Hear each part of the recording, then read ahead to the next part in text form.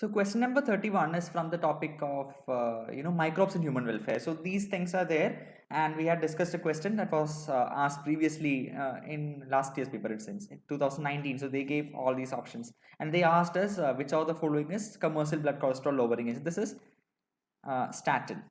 Understand that these drugs are called by the name of statins, and they are produced by Monascus purpureus. Okay, so option C will go to 4. So these two options are ruled out. Now see, Trichoderma polysporum will produce cyclosporin A. This is the clot buster which you say. Clostridium botulicum, see butyric acid, and this one Aspergillus niger will produce citric acid. So option A will go to 2, option B will go to 1, option C 4, and option D is 3. So obviously my correct answer is option 1. Let's go to the next question now, and here it is from the topic of biotechnology. A sequence that controls the copy number of linked DNA in a vector, the vector is called by the name of oocyte. Right? See, that is that place where this kind of replication and all those things are important, isn't it? It's a direct question. I'm not explaining much about this. What are viroids then? This is the next question that we are having it. Viroids are actually having single stranded RNA. Yeah, it's a free single stranded RNA, but there are no proteins. Okay, so this is an infectious RNA, and yes, so the correct answer will be option number 1, free RNA without protein code. Now, in the next question here, this is a good question. Yesterday I had made a small video in which I had talked about multiple things like this, but I did not go into so much details as to solve things like this, but you can simply solve this with the help of elimination of options. Which of the following hormone levels will cause release of ovulation? See, basically the point is that you are having ovulation when there is an LH surge, right? Around 11th to 14th day of menstrual cycle, you are having an LH surge. Now, whenever there is an LH surge, what happens is the LH level is higher. So, low concentration of LH is obviously not my answer. Low concentration of FSH is also not my answer. Now, to choose between the other two, how will I choose between the other two? Progesterone will come from the corpus luteum. Corpus luteum comes in the luteal phase or secretory phase.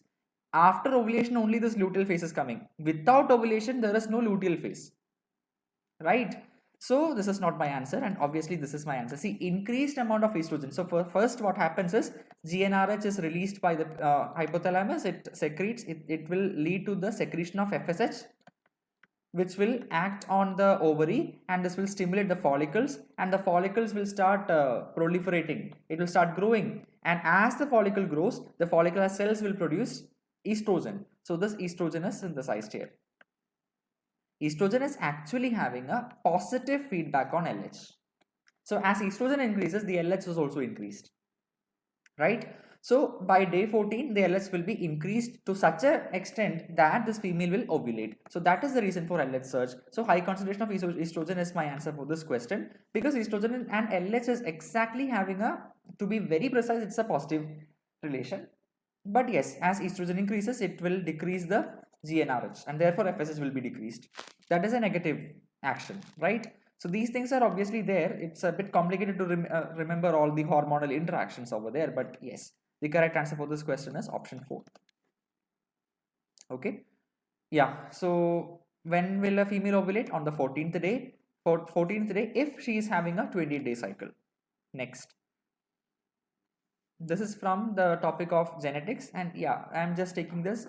Genetic disorders have been discussed over here. The rest topics are, I have given it to, I have considered that as a botany question, but this is something that I thought of discussing with you here. Hemophilia is not Y-linked. This is wrong. It is not at all Y-linked disease. Y-linked means it is actually present only in males, but it is not the case here. So hemophilia is ruled out. Thalassemia, this is actually X-linked recessive. Okay, hemophilia is X-linked recessive. Females are carriers, males are affected. If a female is affected, then that means her father is affected, mother is at least a carrier. Thalassemia is not X-linked disorder. Sickle cell anemia is autosomal recessive. And yes, this is my correct answer here. Yesterday we are discussing, isn't it, glutamic acid to valine. Now phenylketonuria is an autosomal dominant? No, it is an autosomal recessive trait. So for this question, my correct answer will be option number 2. Yeah, right. Glutamic acid to valine, 6th position, beta chain of hemoglobin.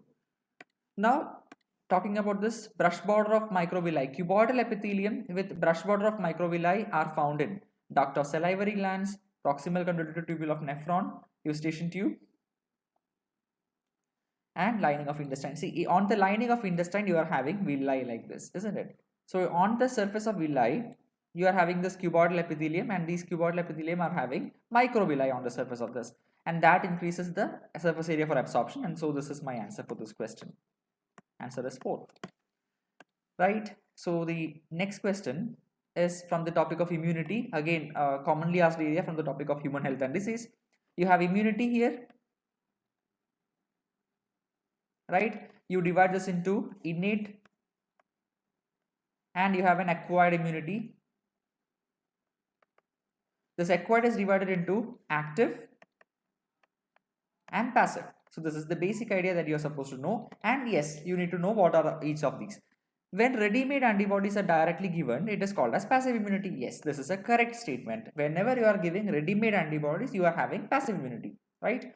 Active immunity is quick and gives full response. No, whenever you are exposed to diseases, you acquire the disease, you suffer from the disease, but then you are slowly producing, your body will start producing antibodies against it. So that is called as active immunity. So is it quick? No, it is not quick. It requires some time for the body to adapt itself. It requires some time for the body to produce antibodies. It requires some time for the antibodies to act against it. So this does not give full response initially. On the second response will be okay, but second time whenever you are having an exposure, then it will be much higher. So active immunity is not that quick. Basically acquired immunity is not at all quick, but I mean acquired immunity is something that you acquire during your course of lifetime, and active immunity means you are exposed to antigens and you are developing immunity against it. So that is never quick, right? So this is a wrong statement. So this is my correct answer for this question. Now, fetus receives some antibodies from mother. Yes, through the IgG is transmitted through the placenta, IgA through the breast milk. Right. So that is a passive immunity. See, what type of passive immunity? Natural passive immunity. When exposed to antigen, living or dead, antibodies are produced in the host body. This is called as active immunity. As I told you, this is the basic definition of active immunity. This is a correct statement. Now, active immunity requires antibody to be produced. You require some time for the antibody to produce. So that is why it is not quick. So this is a wrong statement, which is my answer. Right? So this question is asking about the specific palindromic sequence that is recognized by EcoR1, right? So EcoR1 is something that we know. See, while I was preparing for the 2016 exam, I used to expect a question that is out of the NCERT, which asks about the palindrome for some other restriction nucleus, because we know this, because this is very commonly asked in all exams. We know what it is. See, this is 5 prime, and if it is 3 prime, it is GAA TTC, right? So this is it, and on the reverse we will be having another one. So this is GAA TTC. So my answer will be option 4. But in 2016 NEET 2, so in NEET 2 2016, there were two exams conducted in that year. They asked a question like, which of the following enzymes produce sticky ends, which of the following will produce blunt ends? Remember, EcoR1 produces sticky ends, isn't it? Now the point to remember is that XHO1, this is a restriction nuclease. HIND3,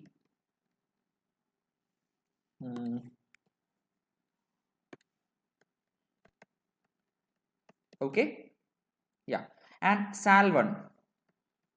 These three are another examples which also produces sticky ends like EcoR1, right? The blunt end or the flush ends are produced by an restriction nuclease. It is EcoR5, right? This is an important question. EcoR5 will produce blunt end, and that was the answer in that NEET 2016 question. So if you are somebody who is preparing for the next year's NEET exam, it's just I wanted to make this point clearer that there was a question in 2016 NEET 2 which asks about the enzyme which produces blunt end or the flush ends. Okay. Right, guys. So in this is a very commonly asked question. They ask you in this in the school, they ask you this in the coaching institutes, they ask you in every exam that you can think of now. The head of the cockroach is removed. It may live for few days because why? Only a part of the nervous system is there in the head. And that part of the nervous system which is there in the head is called as the supraesophageal ganglia. Is it present on the ventral part of the abdomen? No, it is present in the head. So this is wrong.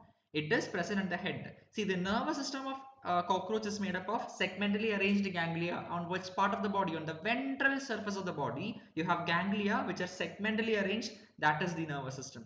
So it does not have a nervous system? Absolutely wrong. Head holds a small portion of nervous system while rest is situated around the ventral part of the body. This is a correct statement directly taken from the NCERT. This is option number 2.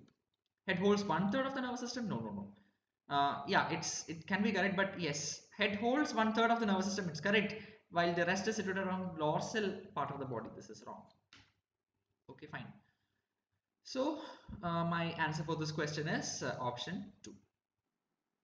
Now, enterokinase is released by the intestinal epithelial cells. Intestinal epithelial cells will release enterokinase that will convert trypsinogen to trypsin. So this is my answer.